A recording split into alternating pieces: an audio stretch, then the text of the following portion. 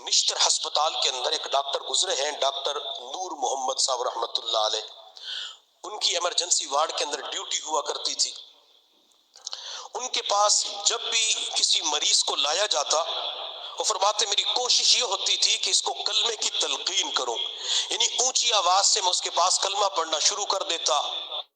کئی مرتبہ کلمہ نصیب ہو جاتا اور کئی مرتبہ بغیر ایمان کے وہ دنیا سے چلے جاتے. فرماتے میرے پاس ایک نوجوان کو لایا گیا، 22 23 24 سال کی عمر تھی، زندگی کے آخری لمحات تھے. میں اس کے پاس کھڑے ہو کر کلمے کی تلقین کر رہا تھا، یعنی اونچی آواز سے کلمہ پڑھ رہا تھا، لا الہ الا اللہ لا الہ الا اللہ. لیکن نوجوان کی زبان سے کلمہ بلند نہ ہوا.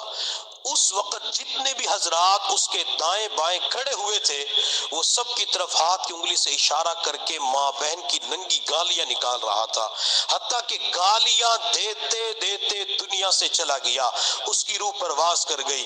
ڈاکٹر صاحب فرماتے ہیں کہ میری آنکھوں میں آنسو آ گئے کہ بوڑھوں کو تو مرتے ہوئے دیکھا ہے، یہ جوانی کی عمر تھی، جوانی کے اندر زبان سے گالیاں نکالتے نکالتے چلا گیا. تو میں نے اس کے والدین اعزاء اقرباء سے پوچھا معاملہ کیا ہے؟ میں کلمے کی تلقین کر رہا تھا اور وہ ماں بہن کی ننگی گالیاں نکال رہا تھا.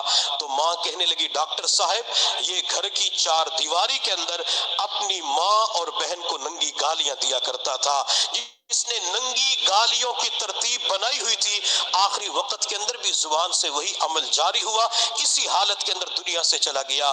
ڈاکٹر صاحب کتاب کے اندر لکھتے ہیں میرے پاس ایک بوڑھے کو لایا گیا، میں اسے کلمے کی تلقین کر رہا تھا، لا الہ الا اللہ اونچی آواز سے پڑھ رہا تھا، اور وہ بوڑھا کہہ رہا تھا کہ ایک پیالہ شراب کا دے دو، ایک پیالہ شراب کا دے دو. شراب کی صدا لگاتے لگاتے دنیا سے چلا گیا.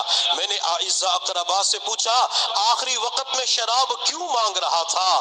تو رشتہ دار کہنے لگے یہ شراب کا رسیہ تھا، یہ شراب کا عادی تھا، شراب کثرت کے ساتھ استعمال کیا کرتا تھا.